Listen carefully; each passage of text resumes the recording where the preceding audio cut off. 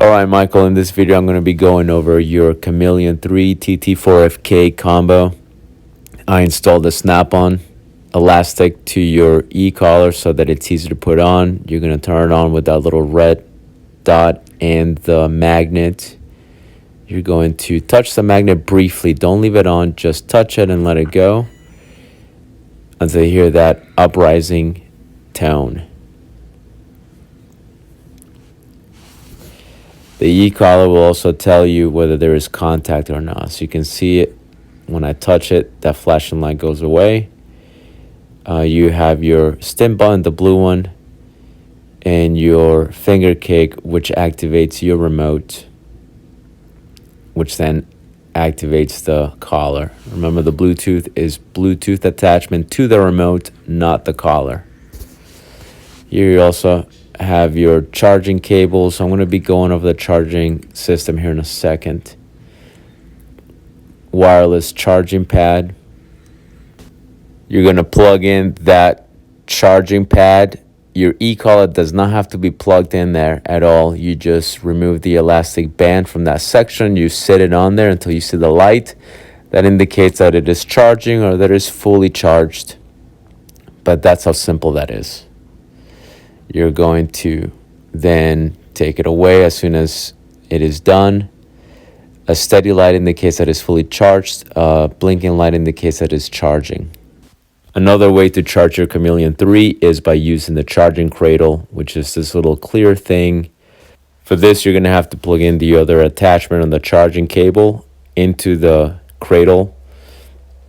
When it's properly fitted, you're going to see that little red light on, indicating that there's power going into the charging cradle. You're then going to grab those alligator clamps. The part that goes into the cradle is color-coded, so it tells you which one to go on the red. You're going to then put the alligator clamps to the corresponding contact point, color-coded. Now, to charge the remote, you're going to remove the protective cover. You're going to find that little opening right there. You're going to have to plug that charging cable, find the appropriate fitting that fits in the remote.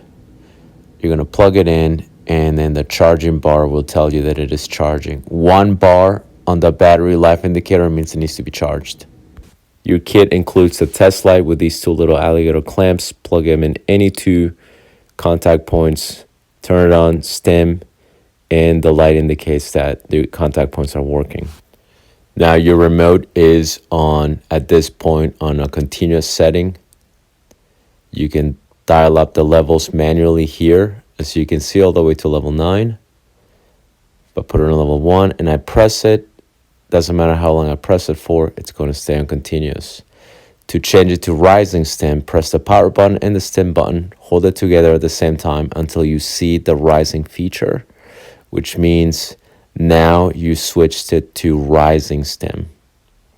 It means if you hold the stim button, it'll rise. When you let go, it'll go back to the original level that you had it in this case, level 1. So when I connect it to the finger kick, you notice if I press the button on the finger kick, it'll rise because it's on a rising stim setting. If I wanted to use it as continuous, I just tap on level 1, and by tapping constantly, it'll stay on continuous unless I hold it as you just saw it. Now to change it back to continuous, meaning not rising, hold the 2 buttons together again until you see the flashing of the steady number. Now it is on continuous. Doesn't mean if I hold the button for 5 seconds, it'll just stem on level 1 or whatever level you choose. So that's the continuous setting. What I'm going to do is I'm going to switch it back to rising by, again, holding the 2 buttons together until I see that rising feature. Now the next thing I'm going to show you is what happens when I push the power button and the top dial.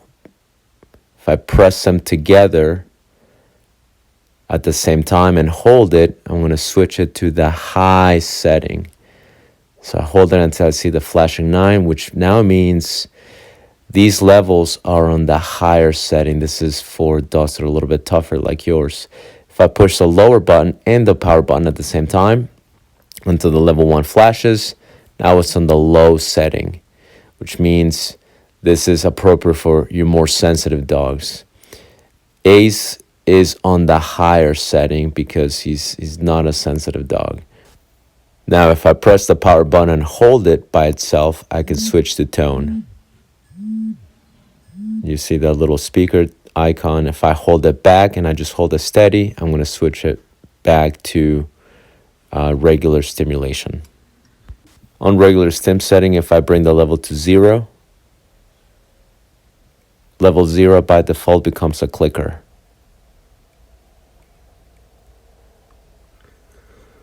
So that's what happens if I go to 0. If I go back to level 1, back to stimulation. The last feature I'm going to be going over is the finger kick, which is adjusted by this awesome little elastic band. It's very simple to use. The reason that I like the elastic band is because you can adjust it to any size finger, even when you're wearing gloves. I've used it when I'm wearing gloves, when it's been really cold, when we had temperatures in the teens before you pick them up. You simply twist it up, and then once you put it on, if you want additional adjustment, you just pull the twisted part and it'll tighten it to whatever comfort level you want it to be.